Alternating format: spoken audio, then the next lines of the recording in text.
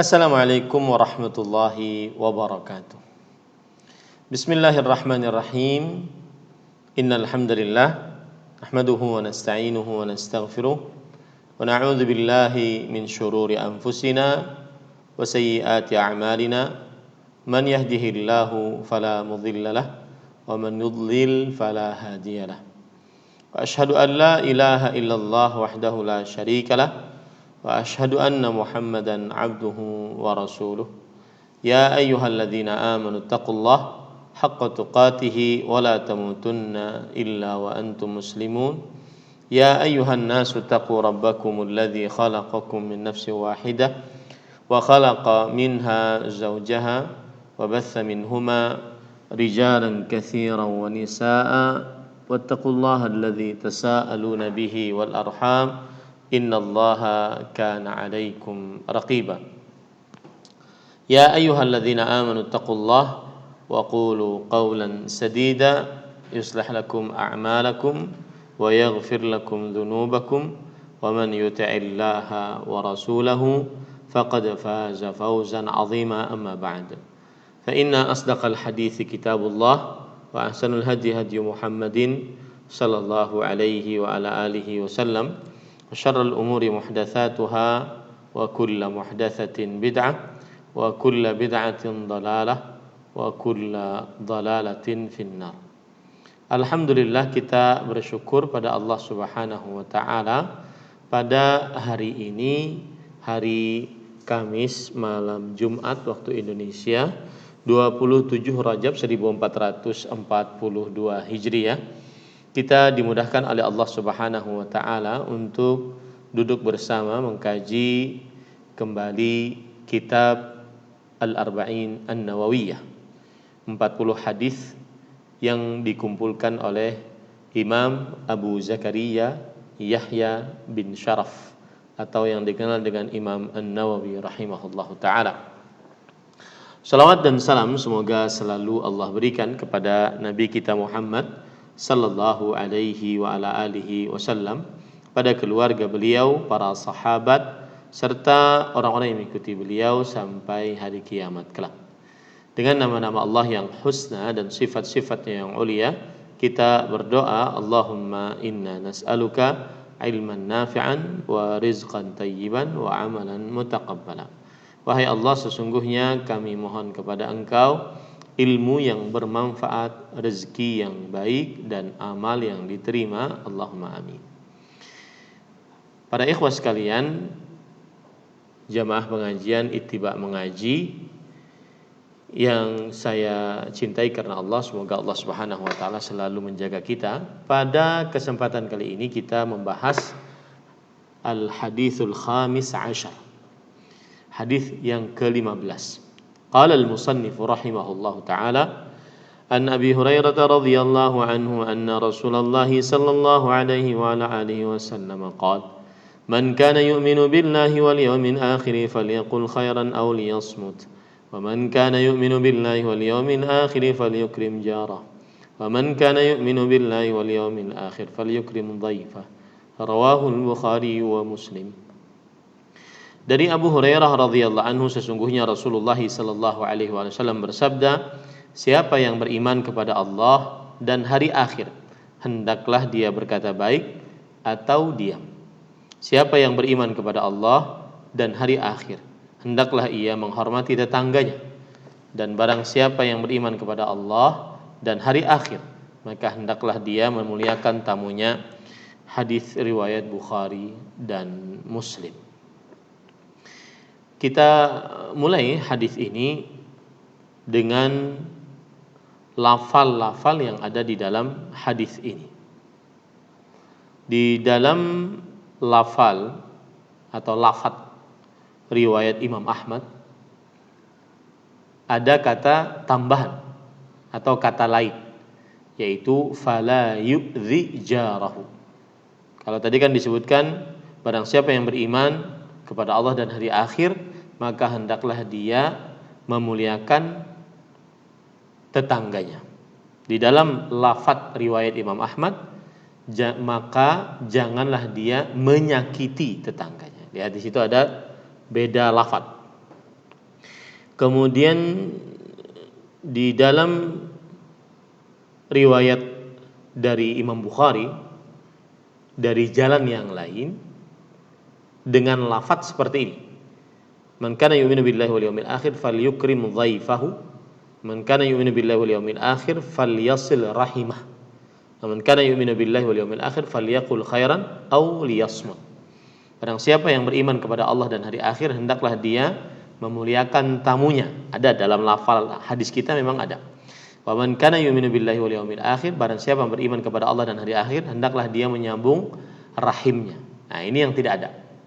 Ini adalah lafaz lain. Dan barang siapa yang beriman kepada Allah dan hari akhir, hendaklah dia berkata baik atau diam. Jadi bedanya riwayat Bukhari dari jalan yang lain dari Abu Hurairah radhiyallahu anhu ada kata-kata menyambung rahimnya.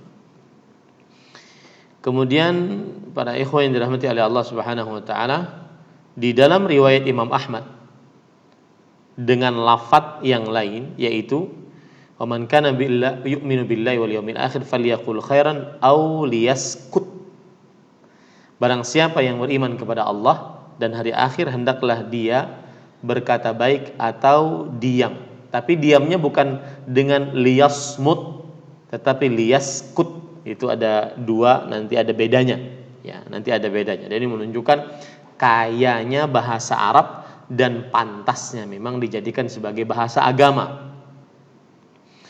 Kemudian di dalam lafal yang lain yang diriwayatkan oleh Imam Malik dalam kitabnya Al-Muwatta, barang siapa yang beriman kepada Allah dan hari akhir falyukrim dhaifahu jaizatahu.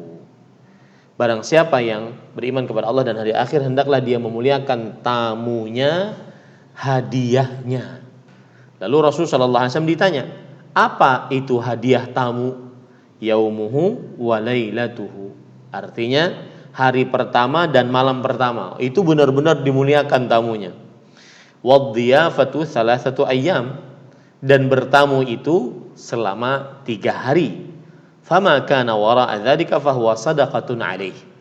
Adapun lebih dari 3 hari, kalau ada orang bertamu lebih dari 3 hari, maka itu adalah sedekah atasnya. Artinya tidak begitu istimewa juga tidak mengapa, karena sudah lebih daripada 3 hari. Tamu lebih dari 3 hari itu bukan dianggap tamu seperti hari pertama, hari kedua, hari ketiga lagi, seperti itu ya. Kemudian para ikhwan dirahmati oleh Allah Subhanahu wa taala, adapun perawi dari hadis ini Abu Hurairah radhiyallahu anhu sudah kita pelajari. Adapun kedudukan dari hadis ini, apa kedudukan dari hadis ini?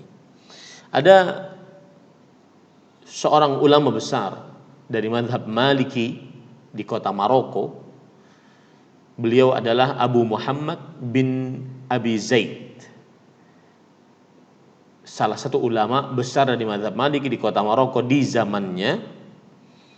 Beliau berkata, jami'u adabil khair tatafarra'u min arba'ati ahadits. Seluruh adab-adab kebaikan itu bercabang dari 4 hadis. Salah satu dari 4 hadis tersebut dari adab-adab kebaikan adalah hadis ini. Siapa yang beriman kepada Allah dan hari akhir, maka hendaklah dia berkata baik atau diam. Siapa yang beriman kepada Allah dan hari akhir, hendaklah dia memuliakan tetangganya. Siapa yang beriman kepada Allah dan hari akhir, hendaklah dia memuliakan tamunya. Ini kedudukan dari hadis ini, dari perkataan para ulama. Ada lagi seorang ulama yang bernama Al-Jardani, disebutkan di dalam kitab Syarhul Jardani. Beliau mengatakan, wa hadzal haditsu haditsun 'azim tatafarra'u minhu adabul khair. Hadis ini adalah hadis yang agung, bercabang darinya adab-adab kebaikan.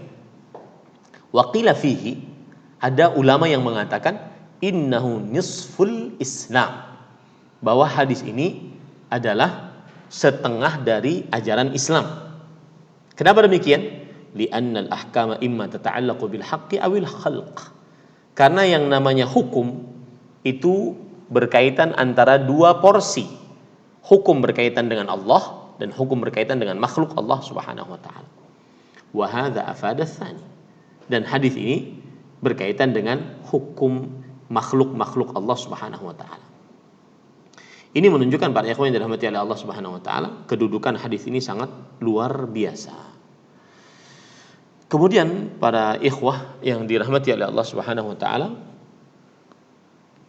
Rasulullah sallallahu alaihi wasallam bersabda, "Man kana yu'minu billahi wal yaumil akhir falyakul khairan aw liyasmut." Kata Imam Asy-Syafi'i rahimahullah, barang siapa yang beriman kepada Allah dan hari akhir, maka hendaklah dia berkata diam atau hendaklah dia berkata baik, maksud saya, atau diam. Kata Imam Asy-Syafi'i rahimahullah dalam kitab beliau, dinukilkan perkataan ini oleh Imam An-Nawawi dalam kitab Syarh Al-Arba'in An-Nawawiyah. Makna hadis adalah idza arada an yatakallam falyufakkir. Jika ingin berbicara, hendaklah dia berfikir dulu. Fa in dhahara annahu la darara alaihi takallam. Jika nampak untuknya bahwa tidak ada bahaya dari berbicara, hendaklah dia berbicara. Wa in dhahara fihi dararan aw syakka fihi amsak. Tapi jika nampak bahwa di dalam pembicaraannya itu ada bahaya, atau dia ragu-ragu, bahaya enggak ya, maka dia lebih baik menahan pembicaraan. Nah, ini makna dari hadis ini dari perkataan para ulama, di antaranya Imam Asy-Syafi'i rahimahullah. Jika ingin berbicara, maka hendaklah dia berfikir. Saat dia berfikir, kalau terlihat dari pembicaraannya bahaya, maka dia diam. Atau kalau dia ragu-ragu, bahaya enggak ya, maka dia diam juga. Ya. Kecuali kalau seandainya dia melihat pembicaraan ini baik, maka dia berbicaralah. Kemudian Imam Al-Qadhi Iyad, ulama Islam abad ke-5 Hijriah, di dalam kitab Syarh Al-Arba'in An-Nawawiyah, Imam An-Nawawi mengatakan, makna al-hadis anna man iltazama syara'i al-Islam lazima iqram al-dhaif wal jar. Makna hadis ini adalah barang siapa yang berpegang teguh kepada syariat-syariat Islam, maka wajib baginya memuliakan tamu dan tetangga. Memuliakan tamu dan tetangga. Ini para ikhwan yang dirahmati oleh Allah Subhanahu wa taala. Kemudian kita masuk ke dalam penjelasan hadis ini secara detail. Tadi disebutkan oleh Rasulullah sallallahu alaihi wasallam, man kana yu'minu billah wal yaumil akhir falyaqul khairan aw liyasmut. Kita bahas penggalan hadis ini dulu. Barang siapa yang beriman kepada Allah. Barang siapa yang beriman kepada Allah. Arti iman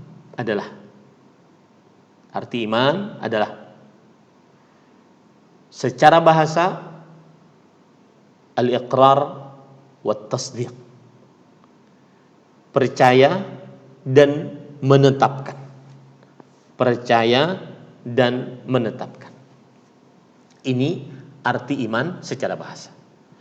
Adapun arti iman secara istilah syariat adalah qaulun bil lisan wa amalun bil arkan wa tasdiqun bil janan yazidu bi ta'atir rahman wa yanqusu bil isyan.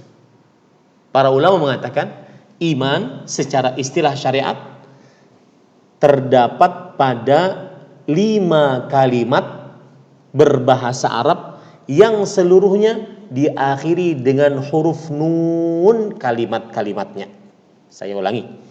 Iman di dalam istilah syariat terdapat pada 5 kalimat berbahasa Arab yang seluruhnya diakhiri dengan huruf nun.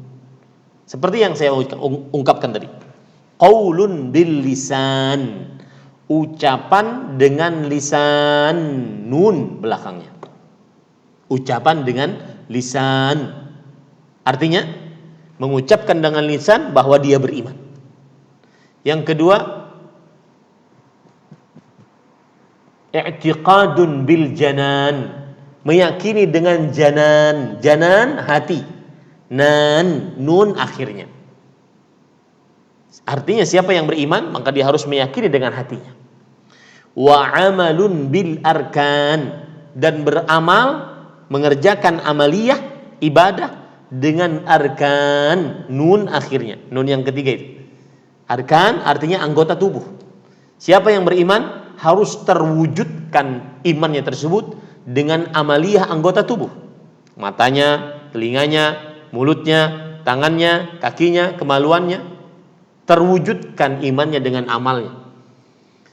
Kemudian yang keempat, yazidu bi ta'atir rahman, iman bertambah dengan ketaatan kepada Allah Ar-Rahman, nun yang keempat, yang maha pengasih. Wa yanqusu bil isyan, dan berkurang dengan kemaksiatan, nun akhirnya. Itulah iman secara istilah syariat dalam agama Islam. 5 kalimat berbahasa Arab yang diakhiri dengan nun. Bismillah.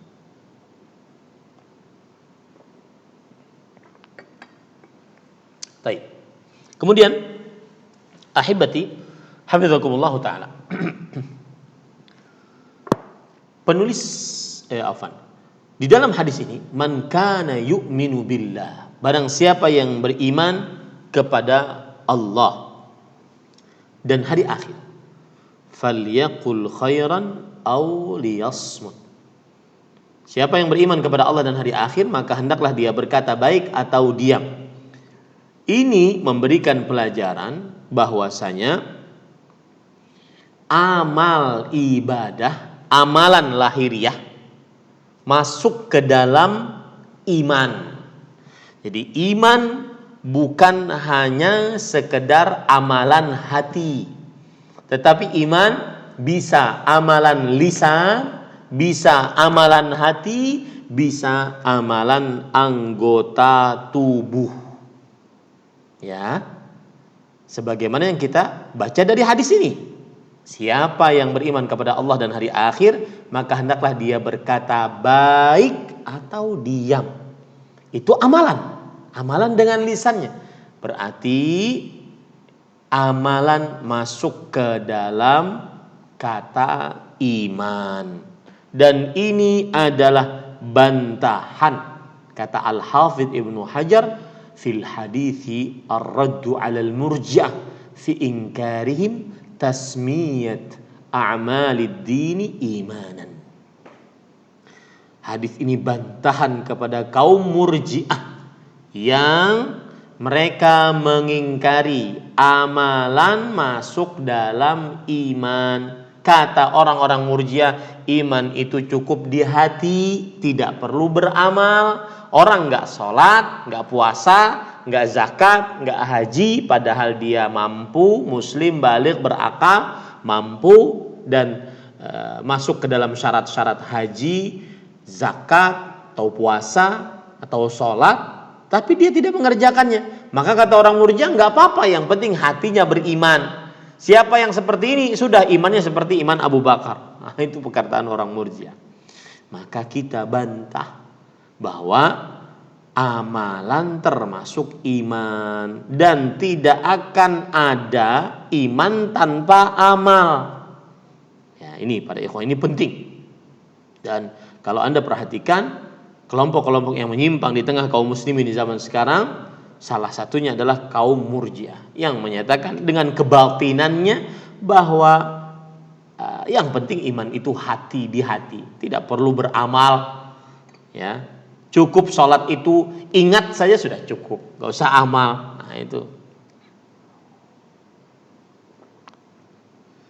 Kemudian para ikhwah, dari hadis ini kita ambil pelajaran juga bahwa iman kadang-kadang berkaitan dengan hak Allah, seperti menunaikan kewajiban, menjauhi larangan, di antaranya berkata baik atau diam jika tidak bisa berkata baik. Ini berkaitan dengan hak Allah Subhanahu wa taala. Dan bisa juga hadis ini berkaitan dengan hak-hak hamba, yaitu di dalam hadis ini ada barang siapa yang beriman kepada Allah dan hari akhir, hendaklah dia memuliakan tamu dan tetangga. Ini berarti berkaitan dengan hak makhluk, hamba-hamba Allah Subhanahu wa taala. Oleh sebab itulah para ikhwan yang dirahmati oleh Allah Subhanahu wa taala, bahwa hadis ini berkaitan dengan hak Allah dan berkaitan dengan hak makhluk Allah Subhanahu wa taala. Kemudian para ikhwah yang dirahmati oleh Allah Subhanahu wa taala, selanjutnya hadisnya tadi berbunyi, barang siapa yang beriman kepada Allah, menunjukkan bahwasanya iman kepada Allah sumber segala amal. Amalan apapun dalam Islam tidak akan manfaat tanpa ada sumbernya. Menunjukkan bahwa iman kepada Allah pondasi dari seluruh cabang amal. Tidak akan tumbuh cabang amal tanpa pondasi. Ini para ikhwan yang dirahmati oleh Allah Subhanahu wa taala. Maka sebagai seorang muslim harus meyakini bahwa ketaatan apapun jenisnya, sebesar apapun bentuknya, tidak akan bermanfaat dengan kekufuran. Gak manfaat. Kenapa? Karena iman pokok dari seluruh amal. Ya, tidak akan bermanfaat sholat, zakat, amal apapun tanpa iman. Dan itu harus yakin kita. Tidak boleh tidak yakin, harus yakin. Allah Subhanahu wa taala berfirman, "Wa ma mana'ahum an tuqbala minhum nafaqatum illa annahum kafaru billahi wa rasulih." Dan tidak ada yang menghalangi mereka untuk diterima dari mereka sedekah-sedekah mereka, melainkan karena mereka kafir kepada Allah dan kepada Rasul-Nya. Jadi harus iman. Ini menjadi akidah seorang muslim. Di zaman dahulu ada seorang yang bernama Ibnu Jud'an. Dan dia ahli kebaikan, suka memakani orang, menyambung hubungan rahim, berbuat baik kepada orang.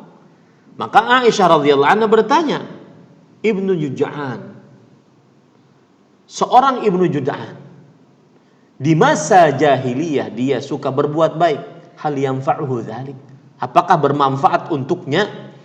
Maka Rasulullah SAW mengatakan, la, tidak. Li'annahu lam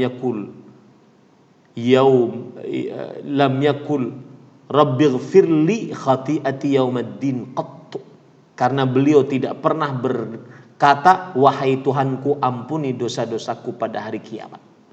Artinya dia tidak percaya kepada Allah Subhanahu wa taala, tidak beriman kepada Allah Subhanahu wa taala. Nah, kemudian hadis tadi lanjutannya, man kana yu'minu billahi wal yaumil akhir. Barang siapa yang beriman kepada Allah dan hari akhir.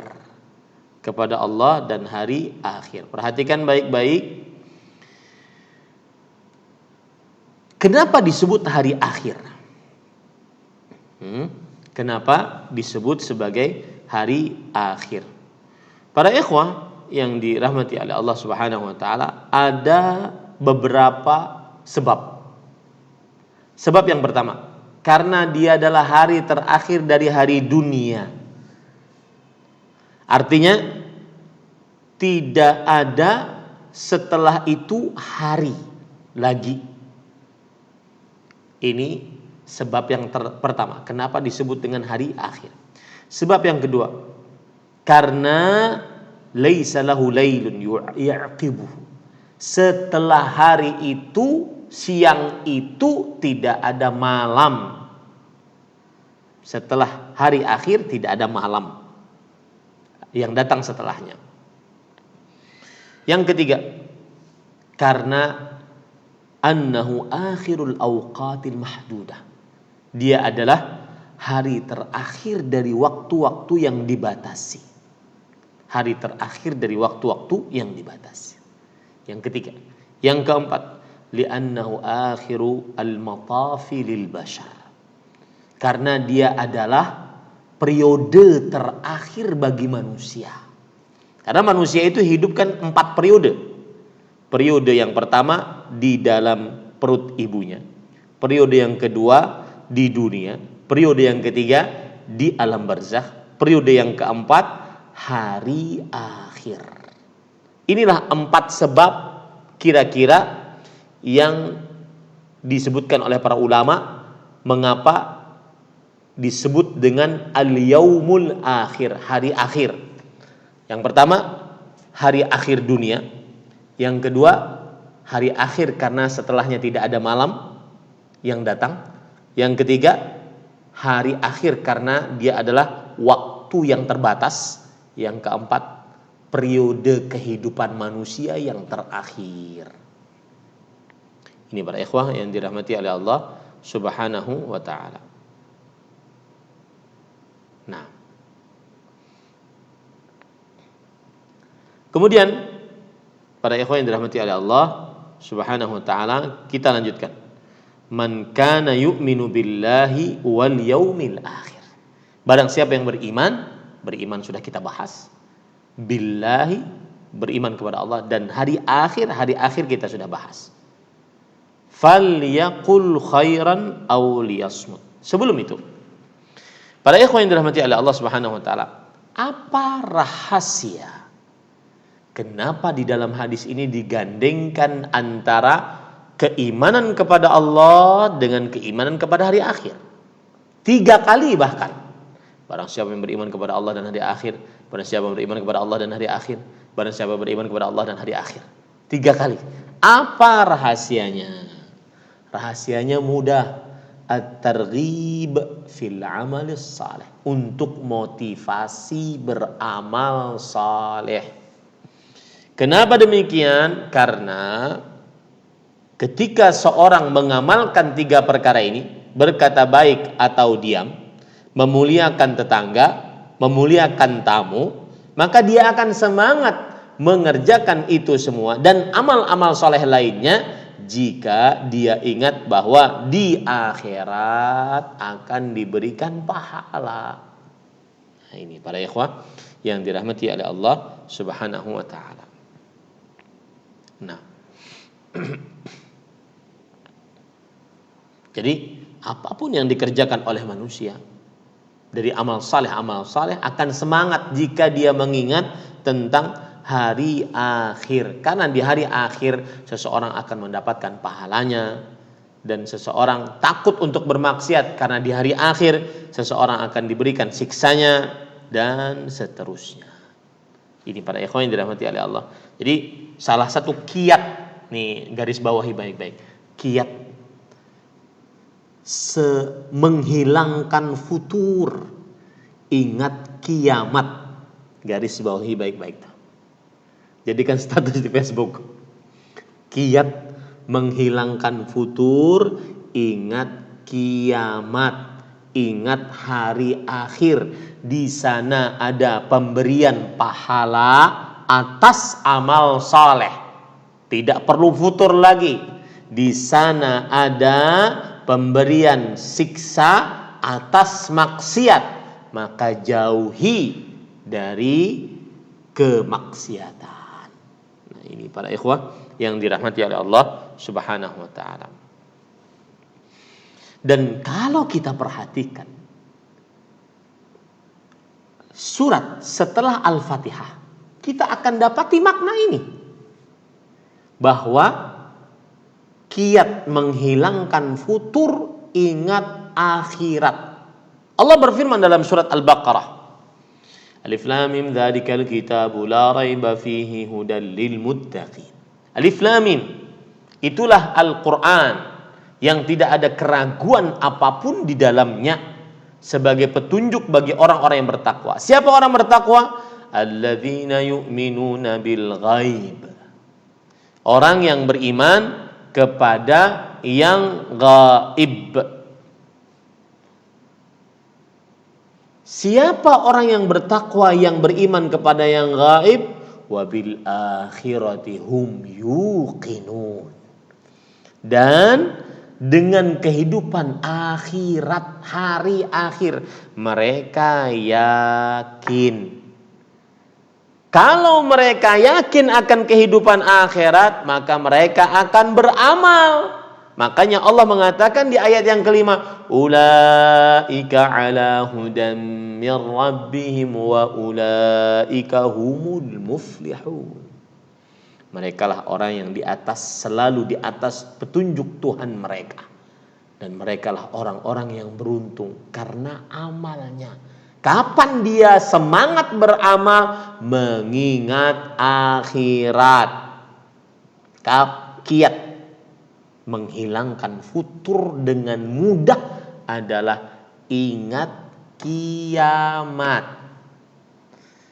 Ya, kiat menghilangkan sifat terlena terhadap dunia, ingat nikmat surga. Ya, subhanallah, ini Al-Qur'an ini memang benar-benar tibyan likulli syai. Petunjuk, penjelas atas segala sesuatu. Ya, ini para ikhwan yang dirahmati oleh Allah Subhanahu wa taala. Dan saya ada pesan. Ada sebagian orang, mohon maaf ini, mungkin S1 dalam ilmu agama, S2 dalam ilmu agama, S3 dalam ilmu agama. Akan tetapi dia jauh dari Al-Quran. Hafalannya cuma sedikit. Apalagi sampai memahami. Maka ketahuilah bahwasanya itu syahadatuz zur kata para ulama. Itu termasuk ijazah palsu. Doktor tapi tidak faham tentang tafsiran Al-Quran dari mulai Al-Fatihah sampai An-Nas. Kenapa? Karena Al-Quran sumber ilmu. Mungkin takhusus dia, spesialis di bidang ini, spesialis di bidang ini, spesialis di bidang ini. Pas dilihat, apakah dia memahami Al-Quran? Baca tafsir Al-Quran di A sampai Z-nya? Ternyata tidak. Maka sebagian ulama mengatakan, hada syahadatuz zur. Ini jasa palsu ini. Ya, pada ikhwan yang dirahmati oleh Allah Subhanahu wa taala. Terutama yang coba bayangkan Bapak Ibu, saudara-saudari yang dimuliakan oleh Allah. Kalau seandainya ayat Al-Quran itu sekitar 6.200-an sekian. Mari kita ini pembicaraan tentang hafalan dulu ya, belum memahami tentang tafsirnya. 6.200, anggap 6.300 lah. Ayat Al-Quran. Kita bagi menjadi 60 tahun. Sekitar 105 ayat. Atau coba hitungkan buat saya, ya. Kalau orang hidup 60 tahun, 6.300 ayat, kira-kira per harinya dia menghafal berapa ayat? Ya, mohon diberikan kepada saya jawabannya. Kalau dia hidup 60 tahun, jumlah ayat Al-Quran 6.300 ayat, kira-kira dia per hari menghatamkan berapa ayat untuk dihafal? Ini para ikhwah, maksud saya adalah ayo dekat dengan Al-Quran, karena dia adalah petunjuk Allah Subhanahu wa ta'ala. Kembali kita ke permasalahan tadi. Falyaqul khairan aw liyasmut, maka hendaklah dia berkata baik atau diam. Apa maksud berkata baik?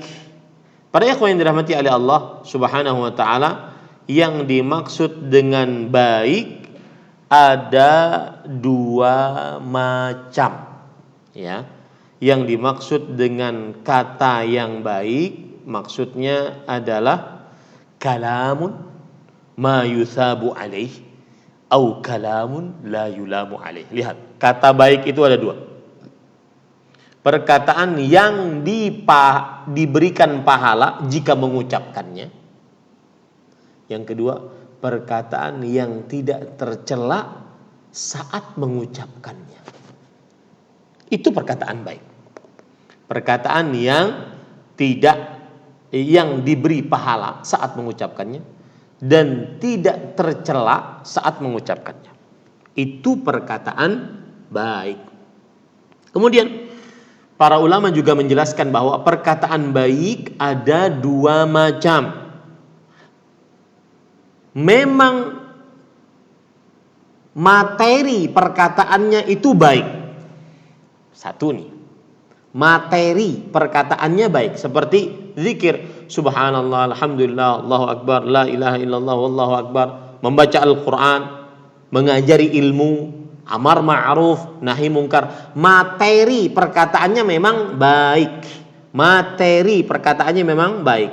Ini macam yang pertama dari perkataan yang baik. Yang kedua adalah bahwa perkataannya secara materi tidak baik, akan tetapi baik karena sebuah sebab. Akan tetapi baik karena sebuah sebab. Contoh, kita duduk di tengah orang atau bersama-sama duduk. Kalau kita cuma diam, tidak menyapa kanan, tidak menyapa kiri, ya, maka dianggap kurang sopan. Maka pada saat itu kita sapa, assalamualaikum, siapa namanya Pak, dari mana, ya. Ini secara perkataan dia tidak baik dari zat materi perkataan itu. Tetapi agar kita memasukkan kebahagiaan kepada hati orang, maka itu dianggap baik. Paham ya? Jadi man kana yu'minu billahi wal yawmil akhir falyaqul khairan, hendaklah dia berkata baik.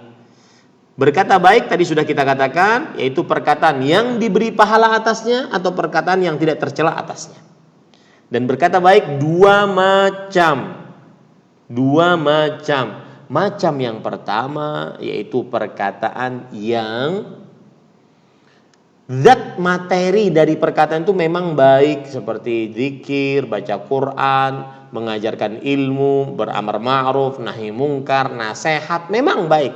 Atau yang kedua, perkataan yang biasa saja, tidak mengandung kebaikan, tetapi karena ingin memasukkan kegembiraan kepada hati orang lain, maka menjadi baik.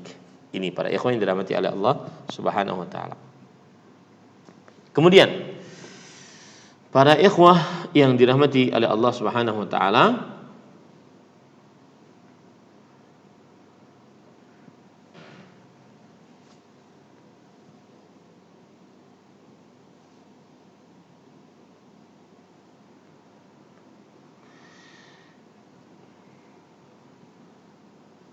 kemudian Rasulullah SAW bersabda tadi, falyaqul khairan aw liyasmut, maka hendaklah dia berkata baik atau yasmut.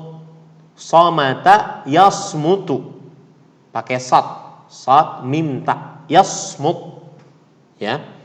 Para ikhwan yang dirahmati oleh Allah Subhanahu wa taala, apa bedanya dengan yaskut? Dalam riwayat yang lain kan ada yaskut, sakata yaskutu, pakai sin. Yang satu samata pakai sad, samata yasmut. Kalau ini sakata yaskutu. dan artinya dalam bahasa Indonesia sama-sama diam. Tapi apa bedanya?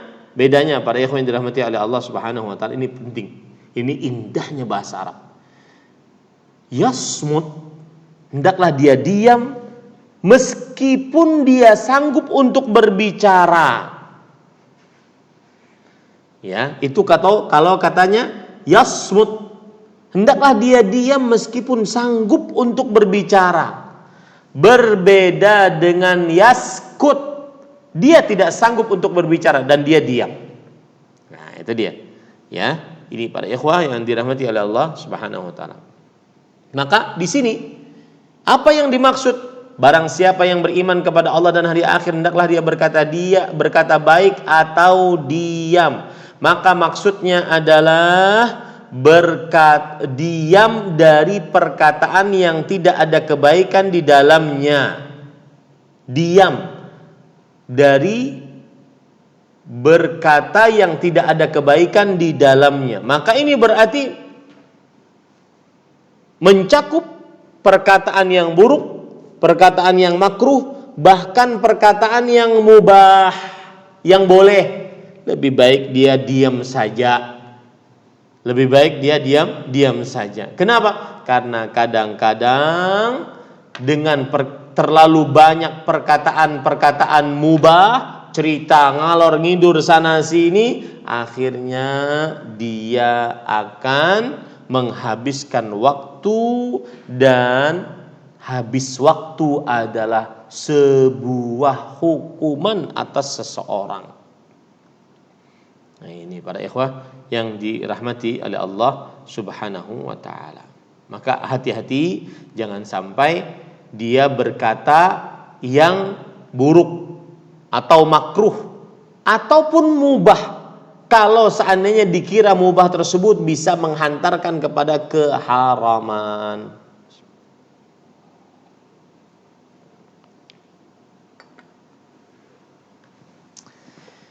Al-Hafidz Ibnu Rajab Al-Hambali mengatakan, "Famin huna yu'lam anna ma laysa bi khairin minal kalam fas-sukutu anhu afdalu minat takallum.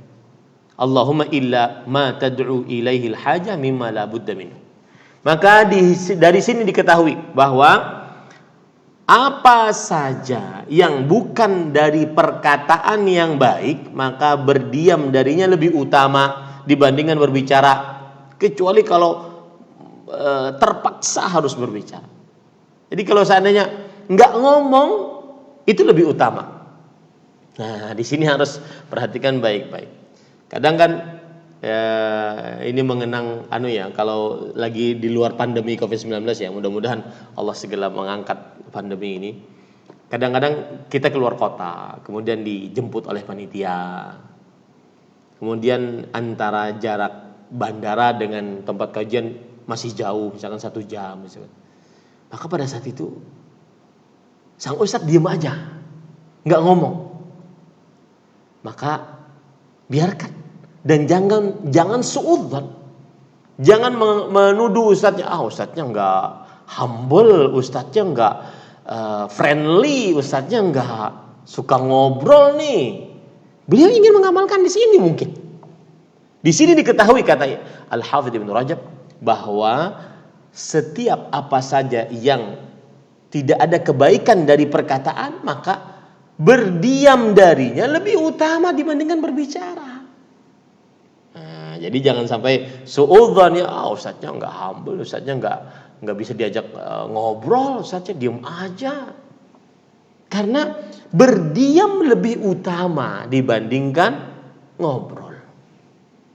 Kemudian lihat perkataan Abdullah bin Mas'ud radhiyallahu anhu, "Iyyakum wa fudulal kalam, hasbu mri'in ma balagha hajatah." Artinya, jauhi oleh kalian terlalu banyak ngobrol. Ya, terlalu banyak ngobrol. Dan di zaman sekarang ruang-ruang untuk mengobrol semakin terbuka lebar di dunia nyata atau di dunia internet, media sosial, ngobrol. Ya.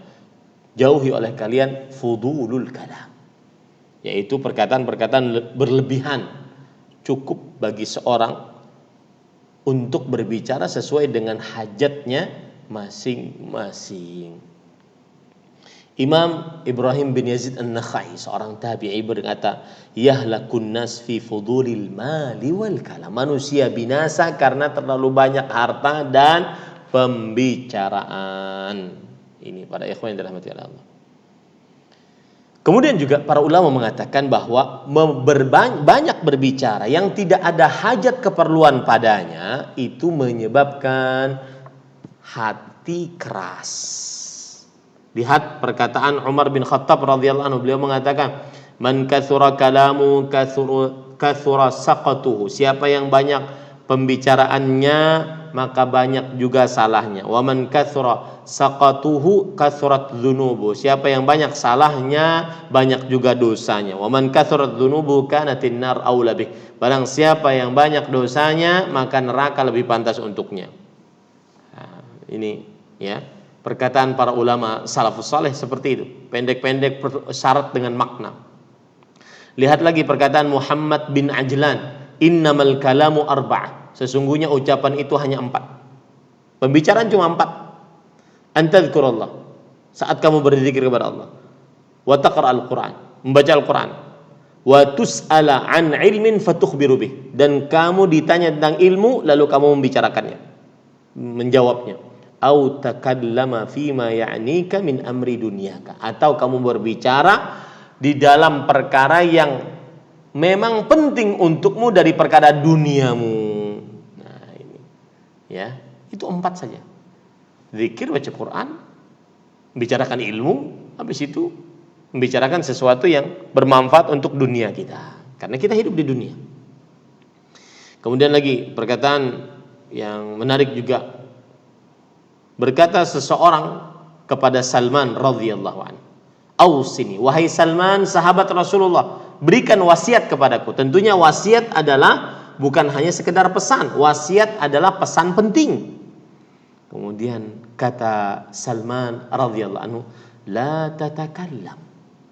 Jangan engkau berbicara. Lalu lelaki ini mengatakan, "Ma yastati'u man 'asha fin nas illa an yatakallam." Wah, enggak mungkin itu. Tidak mungkin seseorang yang hidup di tengah manusia kecuali dia harus berbicara. Maka kata Salman radhiyallahu an, "Fa idza takallamta fatakallam bihaqqin aw iskut." Jika engkau berbicara, berbicaralah dengan perkataan yang benar, kalau tidak diamlah, itu lebih baik. Ini para ikhwah yang dirahmati oleh Allah Subhanahu wa taala. Ini semua perkataan para salafus saleh di dalam kitab As-Samtu yang ditulis oleh Imam Ibnu Abi Dunya. As-Samtu apa tadi? Diam saat sanggup mengutarakan sesuatu, tetapi dia lihat kayaknya diam lebih utama. Tidak berkomentar, tahan jari saat sanggup untuk berkomentar. Ya, ini para ikhwan yang dirahmati oleh Allah. Terutama di media sosial, terutama para pendakwah, ya, atau yang menyebarkan kebaikan, sabar-sabar dengan komen orang-orang yang kita nggak tahu siapa-siapa, datang-datang menghina. Ini Ustaz Wahabi, datang-datang menghina, subhanallah. Ya, nggak salam dulu, tidak kenalan dulu, tidak apa, datang-datang menghina. Ya sudahlah, ya. Ini para ikhwan yang dirahmati oleh Allah. Makanya ada perkataan lagi yang menarik dikatakan oleh Al-Hafidz Ibnu Rajab Al-Hambali dalam kitab beliau Jami'ul Ulum wal Hikam. Beliau menukilkan perkataan Abdullah bin Mas'ud, "Wallahi alladzi la ilaha illa huwa ma 'alal ardi ahaq bi tuli sijnin minal lisan." Demi Allah yang tidak ada Tuhan yang berhak diibadahi selain Dia, tidak ada sesuatu apapun di atas muka bumi ini yang lebih berhak untuk dipenjara dalam waktu yang lama dibandingkan lisan. Dibandingkan lisan. Ini para ikhwan yang dirahmati oleh Allah Subhanahu wa taala. Ada lagi perkataan yang menarik juga dikatakan oleh di dalam kitab As-Samtu juga yang ditulis oleh Imam Ibnu Abi Dunya. Shumaid bin Ajlan mengatakan, "Ya bani Adam, wahai anak Adam, innaka ma sakatta fa anta salim." Sesungguhnya jika engkau diam, maka engkau akan selamat. Fa idza takallamta fakhudh hadharak imma laka wa imma alaik. Dan jika engkau berbicara, maka hati-hatilah. Pembicaraanmu itu antara dua. Engkau akan mendapatkan keuntungan atasnya atau engkau akan mendapatkan kerugian darinya. Yang jelas para ikhwan yang dirahmati Allah, dalam hadis ini Nabi Muhammad SAW memerintahkan untuk berkata diam atau untuk berkata baik maksud saya, atau diam atas sesuatu yang tidak baik. Nah, kemudian para ikhwan yang dirahmati oleh Allah Subhanahu wa taala, terjadi khilaf di antara para ulama, mana yang lebih utama, ngomong atau diam? Subhanallah ya. Ngomong atau diam, mana yang lebih utama? Maka disebutkan di dalam kitab Adabud Dunya wad Din bahwa orang-orang ngobrol di hadapan Al-Ahnaf bin Qais. Al-Ahnaf bin Qais seorang ulama besar zaman salafus salih. Ayyuma afdal as-samtu awin nutq? Wahai Ahnaf, mana yang lebih utama, diam atau ngomong? Faqala qaum as-samtu afdal. Ada yang berkata diam lebih utama berdasarkan hadis. Sedangkan Al-Ahnaf bin Qais mengatakan an-nutqu afdal. Ngomong lebih utama. Lianna fadla samti la ya'du sahibuhu. Wan nutqul hasan yantafi'u bihi man sami'a. Kata beliau, ngomong lebih utama. Karena keutamaan diam hanya untuk diri pribadi, tidak kepada orang lain. Sedangkan keutamaan berbicara yang baik itu akan diambil manfaatnya siapa yang mendengarnya.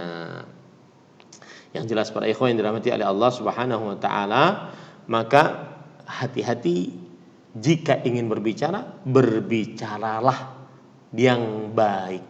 Kalau tidak, diam. Dan ada pembagian menarik di sini. Berbicara, siapa yang berbicara dengan pembicaraan yang baik, maka dia akan beruntung. Dan siapa yang berbicara dengan pembicaraan yang buruk, maka dia akan merugi. Itu ya. Ini pembagian ya. Siapa yang berbicara dengan pembicaraan yang baik, maka dia beruntung. Siapa yang berbicara dengan pembicaraan yang buruk, maka dia akan merugi. Siapa yang diam dari keburukan, maka dia akan beruntung. Dan siapa yang diam dari kebaikan, dia akan rugi. Jadi para ikhwan yang dirahmati oleh Allah Subhanahu wa taala, perhatikan itu baik-baik. Jangan sampai seseorang bermudah-mudah berkata-kata. Jika ingin berkata-kata, berkata-katalah yang baik. Kalau tidak, maka diamlah. Nah,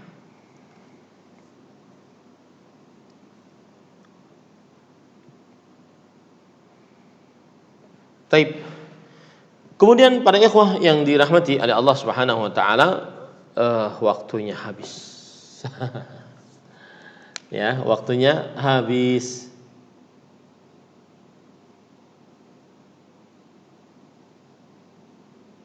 Ya, betul, waktunya habis. Silahkan jika ada yang ingin bertanya apa yang baik dari Allah Subhanahu wa taala. Sepertinya penggalan yang kedua, penggalan yang ketiga dari hadis ini belum selesai. Karena memang hadis ini panjang pembicaraannya, belum lagi nanti memuliakan tetangganya, bagaimana cara memuliakan tetangga, apa saja itu yang disebut tentang tetangga dan seterusnya. Wallahu a'lam. Nah, mohon maaf belum sampai selesai hadisnya. Nah.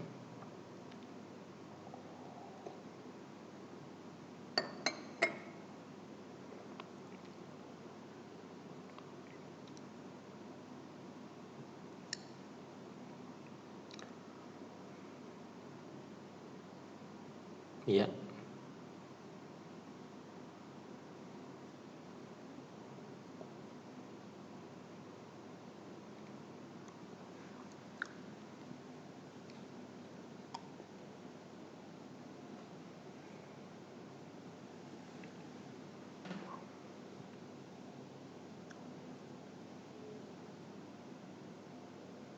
Waalaikumsalam warahmatullahi wabarakatuh.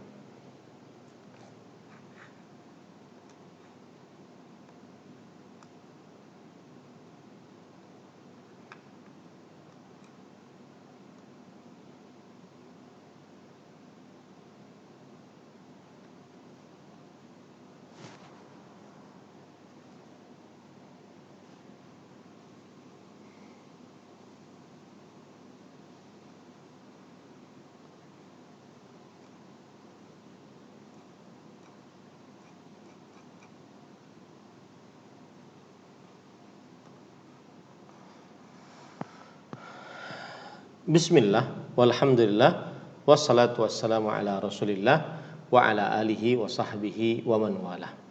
Maka jawabannya adalah kembali kepada hadis Rasul tentang bagaimana cara berteman.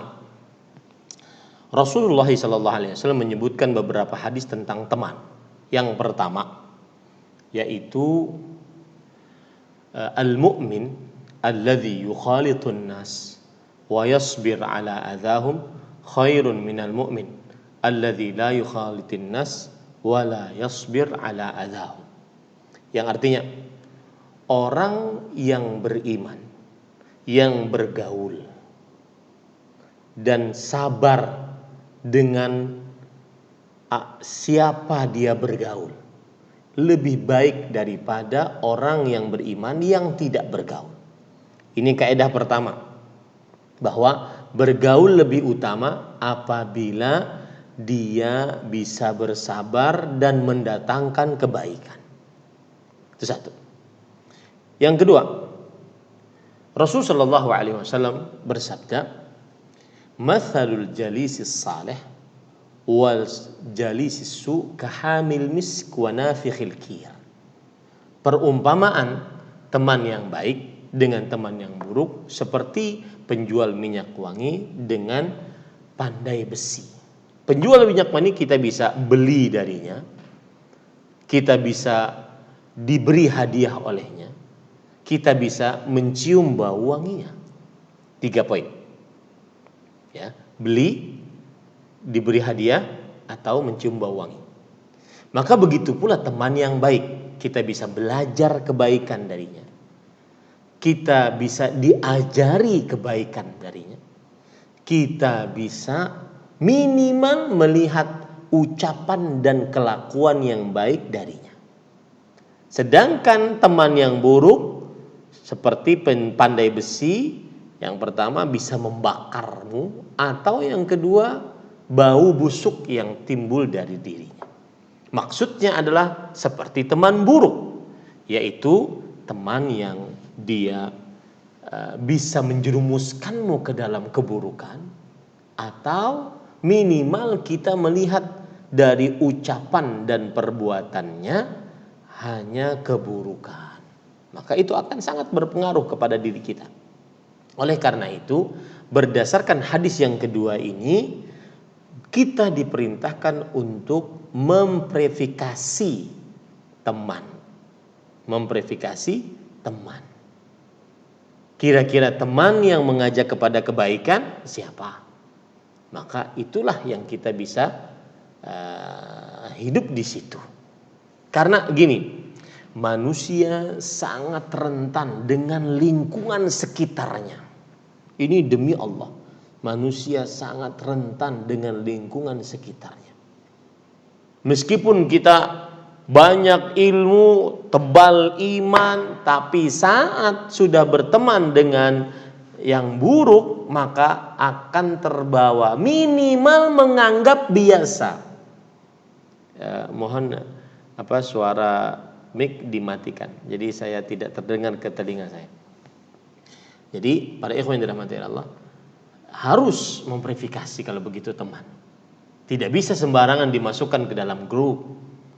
Ya. Nah, kalau seandainya begitu akhirnya kita dianggap sombong, maka jawabannya adalah as-salama la ya'diluhu syai'. Keselamatan tidak ada yang menandinginya. Imam Asy-Syafi'i mengatakan an-nas ghayah la tudrak.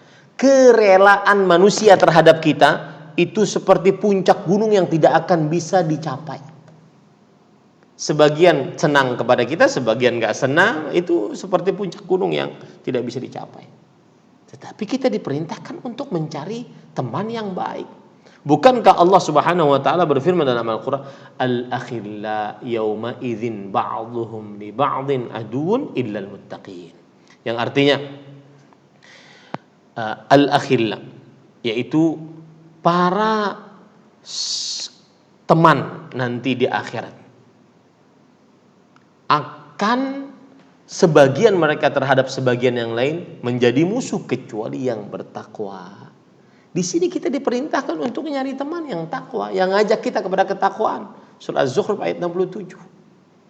Kemudian juga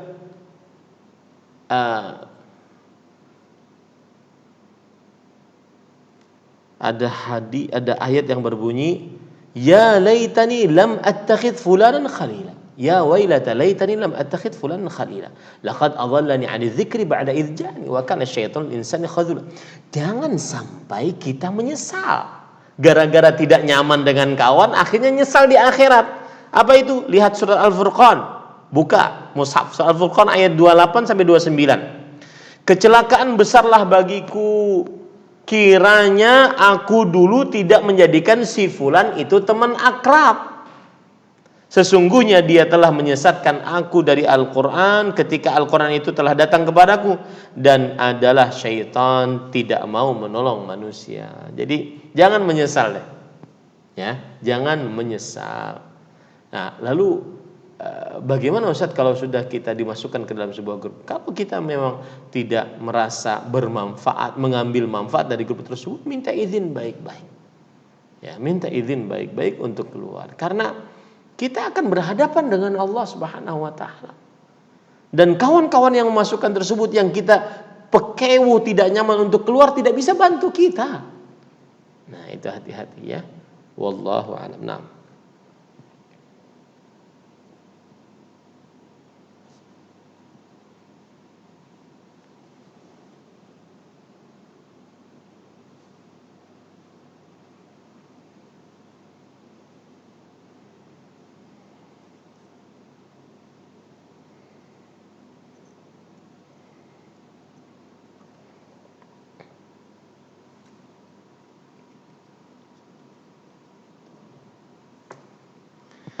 Bismillah, walhamdulillah, wassalatu wassalamu ala rasulillah wa ala alihi wa sahbihi wa man walah. Di dalam Al-Quran disebutkan dalam surah An-Nahl ayat 125, ud'u ila sabili rabbika bil hikmah wal mau'izatil hasanah wajadilhum billati hi ahsan inna rabbaka huwa a'lamu man dhalla an sabili wa huwa a'lamu bil muhtadin. Ajaklah manusia, dakwahilah kepada manusia kepada jalan Tuhanmu dengan hikmah. Hikmah yang dimaksud di sini adalah Al-Quran dan hadis. Wal mau'izatil hasanah, dan nasihat yang baik, yaitu nasihat-nasihat yang timbul dari kejadian-kejadian manusia. Wajadilhum billati hi ahsan, dan bantahlah mereka dengan cara yang baik. Maka asal hukum berbantah-bantahan, berdebat boleh saja, tetapi dengan cara yang baik. Apa yang dimaksud dengan cara yang baik? Falyakun bil wajhil hasan birifqin walinin wa husni khitab. Hendaknya dia dengan wajah yang bagus, dengan lembut, dengan santun, dan dengan ucapan yang baik. Jadi boleh saja, tetapi tujuannya mencari kebaikan. Kalau tujuannya debat kusir, kalau tujuannya debat hanya untuk mendapatkan siapa kalah siapa menang, maka ini harus dijauhi. Wallahu a'lam. Nah.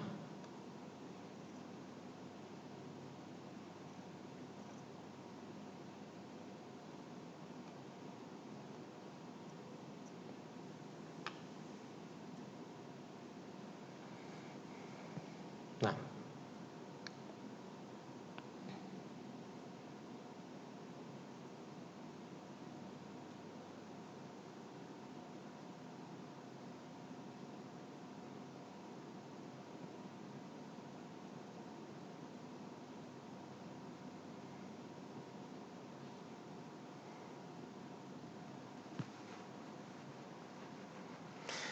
Bismillah, walhamdulillah, wassalatu wassalamu ala rasulillah wa ala alihi wa sahbihi wa man wala.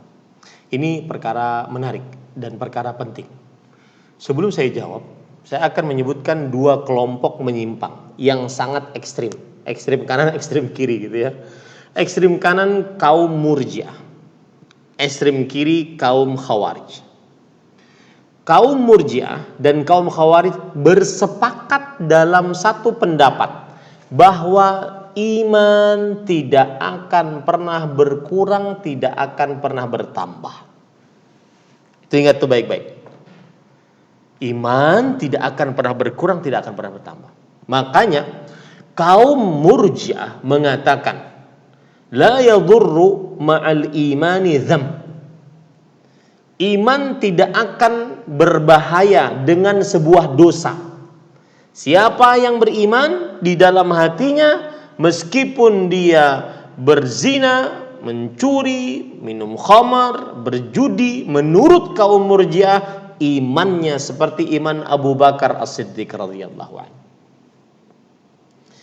Sebaliknya kaum Khawarij, iman satu kesatuan, tidak fluktuatif. Siapa yang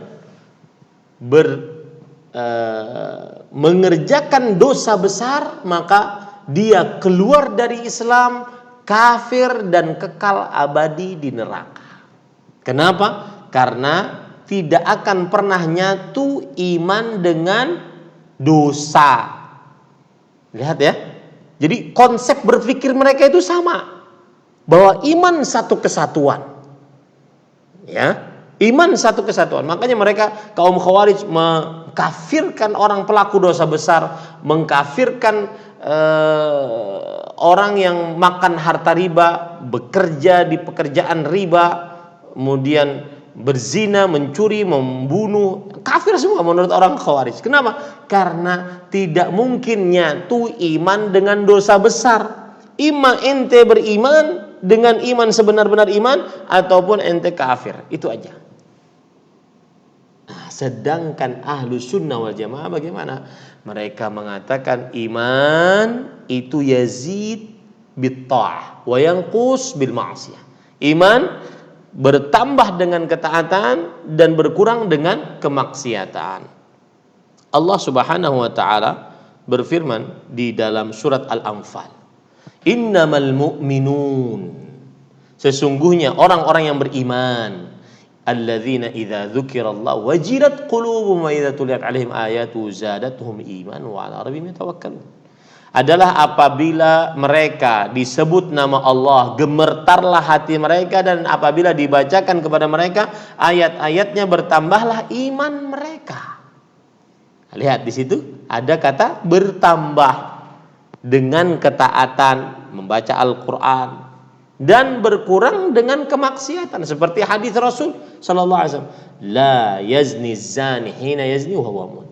Orang yang berzina saat dia berzina dalam keadaan tidak beriman. Maksudnya imannya sangat tipis. Makanya kan ada hadis kalau orang berzina itu imannya keluar seperti orang sedang melepas bajunya, kemudian imannya berada di atas kepalanya, dan akan kembali iman ke dalam tubuhnya kalau dia melepaskan zina tersebut. Nah, Ahlus Sunnah wal Jamaah mengatakan apabila ada orang beriman kemudian melakukan dosa, maka lihat bahasa mereka, pahami bahasa para ulama. Mu'minun bi imanihi fasiqun bi kabiratihi. Mereka beriman dengan keimanannya dan fasik dengan kefasikannya. Ya, mereka beriman dengan keimanannya dan fasik dengan kefasikannya. Nah, ini para ikhwah yang dirahmati oleh Allah Subhanahu wa taala. Tadi ada pertanyaan satu tadi, saya lupa, ada di dalam sesi pertanyaan tadi apa?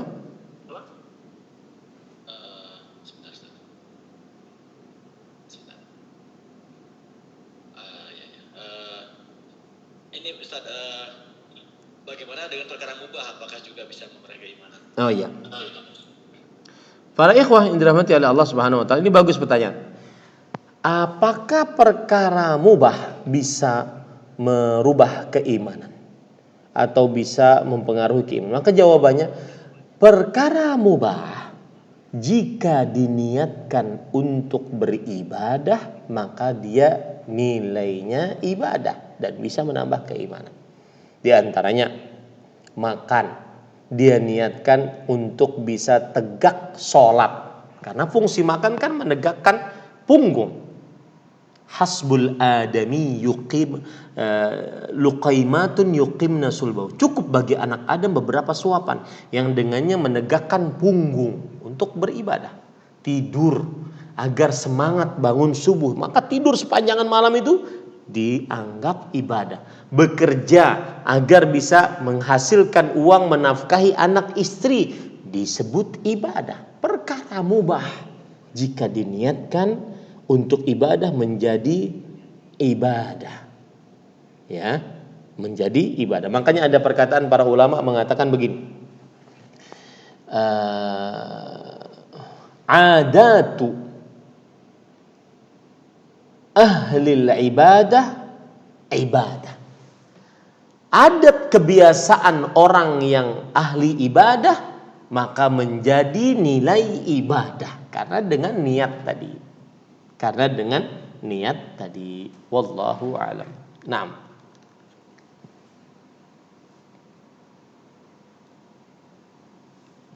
Naam.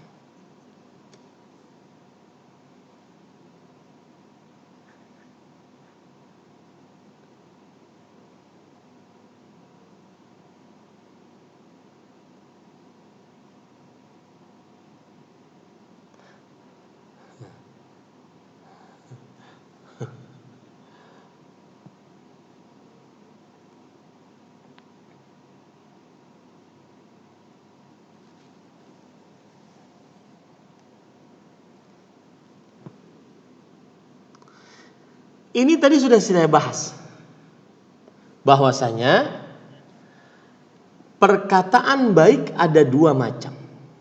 Yang pertama, materi dari perkataan itu memang baik, seperti zikir, subhanallah, alhamdulillah, Allahu akbar, wala haula wala quwata illa billah, baca Quran, kemudian mengajar agama, kemudian amar ma'ruf, nahi mungkar, nasihat.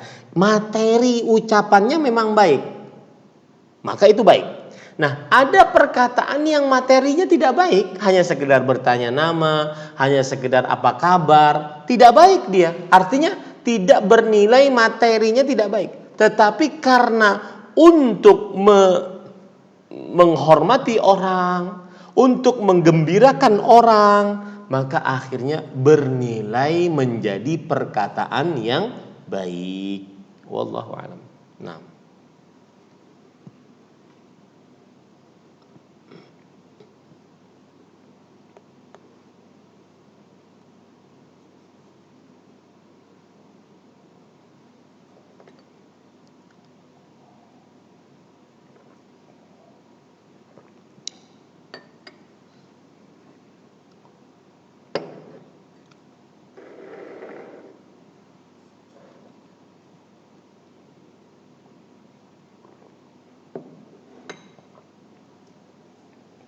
Bismillah, walhamdulillah, wassalatu wassalamu ala rasulillah wa ala alihi wa sahbihi wa man wala.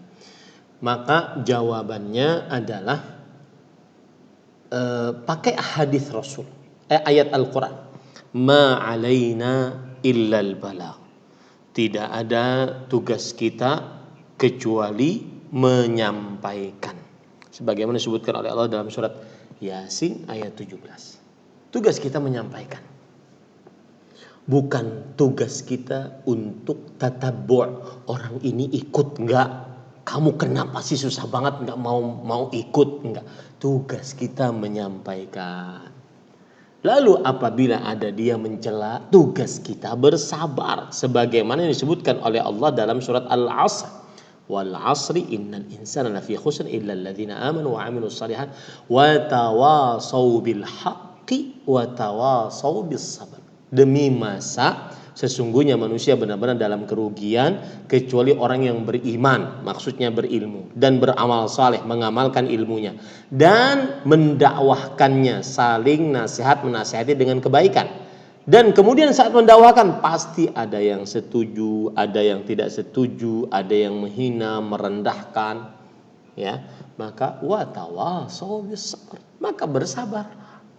Tugas kita cuma menyampaikan pintu hidayah, taufik, mengamalkan yang disampaikan itu di tangan Allah Jalla fi'ula. Dengan begitu kita lapang, tidak mudah tersulut emosi. Meskipun gini ya, kadang ada orang mana sendal saya.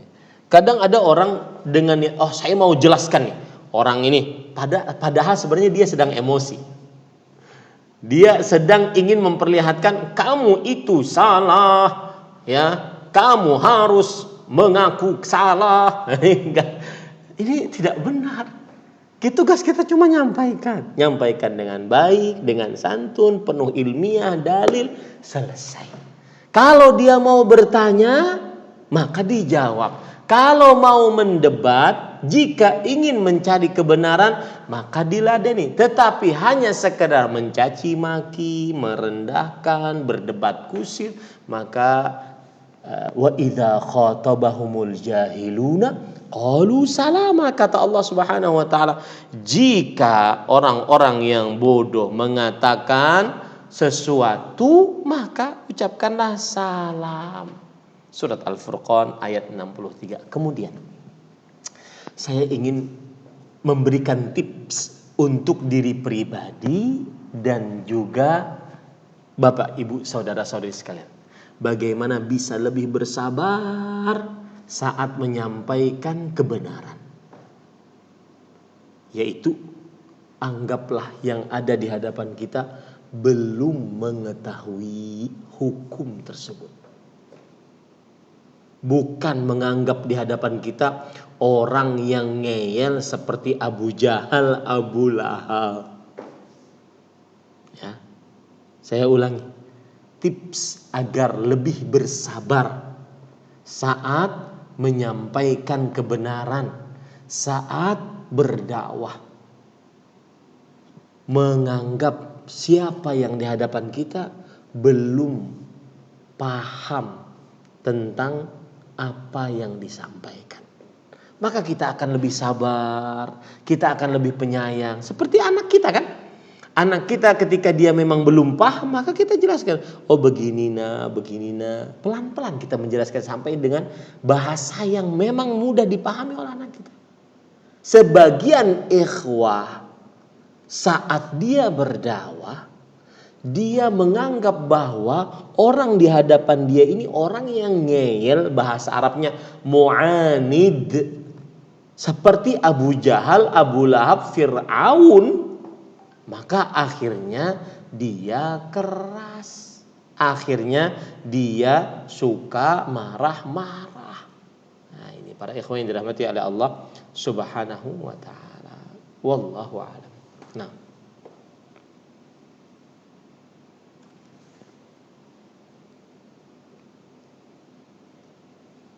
Nah,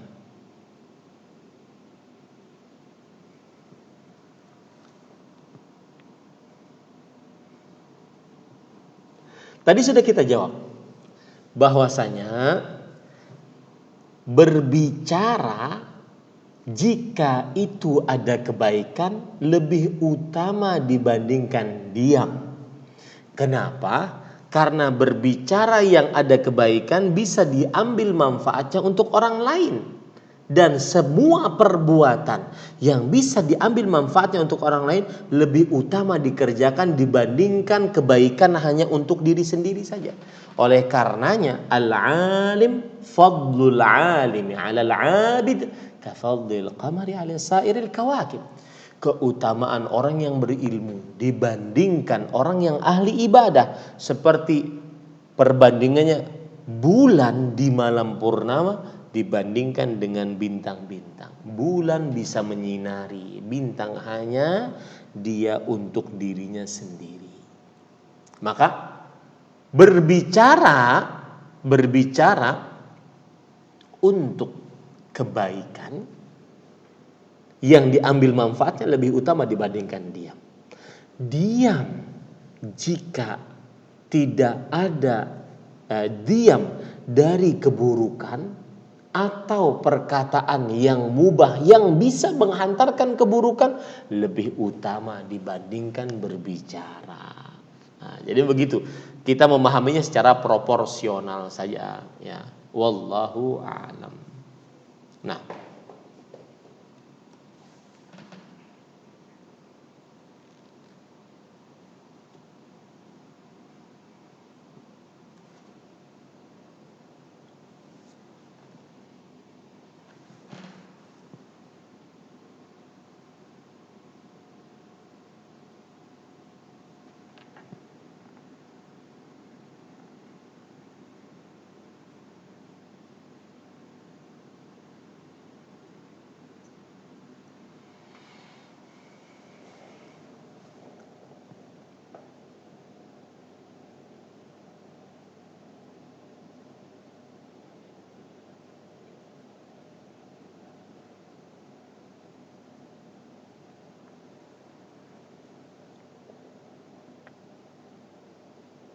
ya.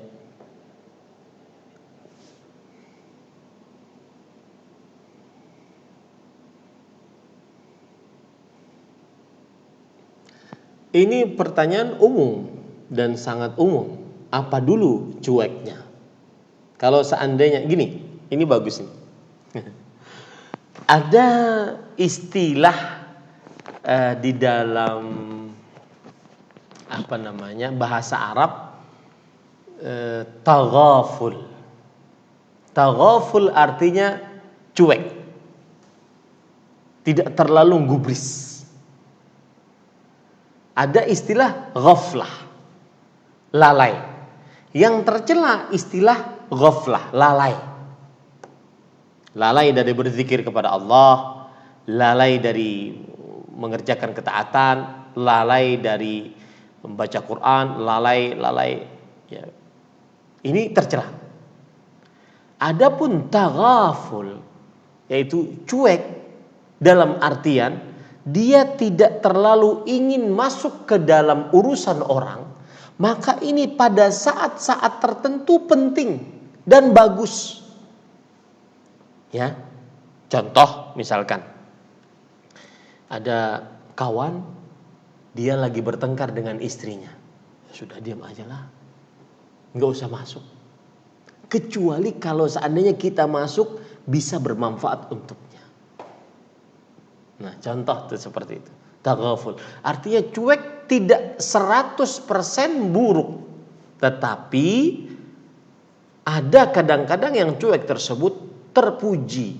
Karena kita ingin menjaga harga diri, martabat orang lain. Sehingga kita merasa, tidak perlu tahu saya.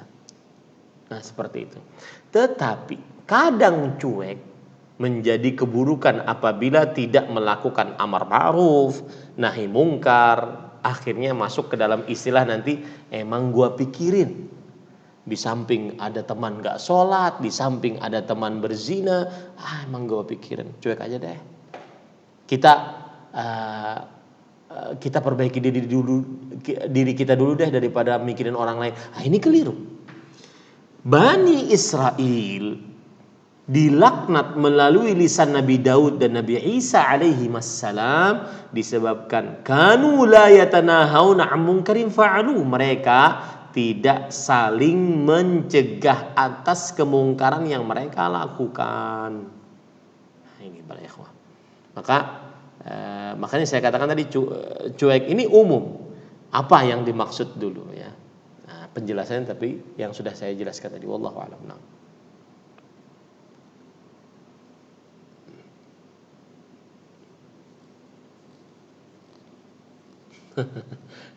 Lanjut.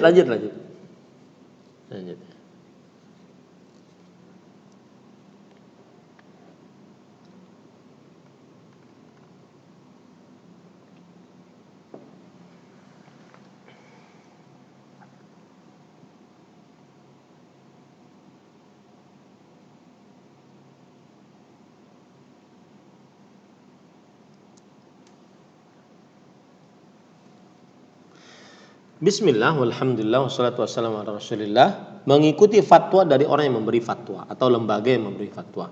Maka apabila kita sudah mengerjakan fatwa tersebut ternyata keliru, al-itsmu 'ala man aftah. Dosa atas yang memberi fatwa. Tetapi tidak boleh kita bermudah-mudah mengerjakan fatwa yang sebenarnya kita tahu dia menyimpang. Ya.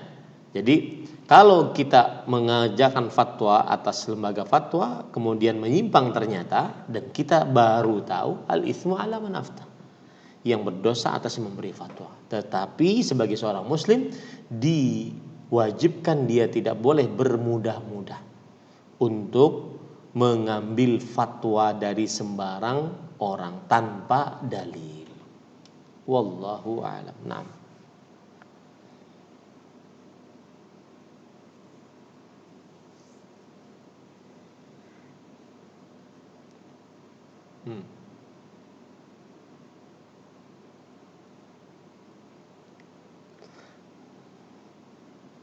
Baca nggak apa-apa. Sudah ngirim kasihan.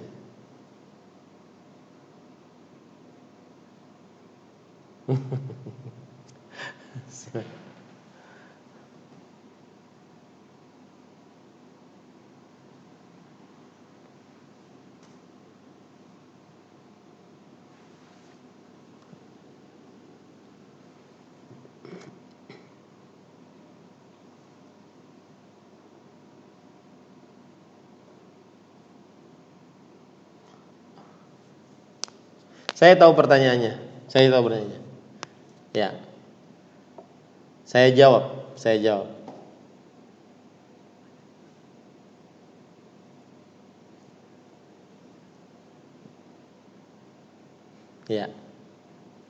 Ya.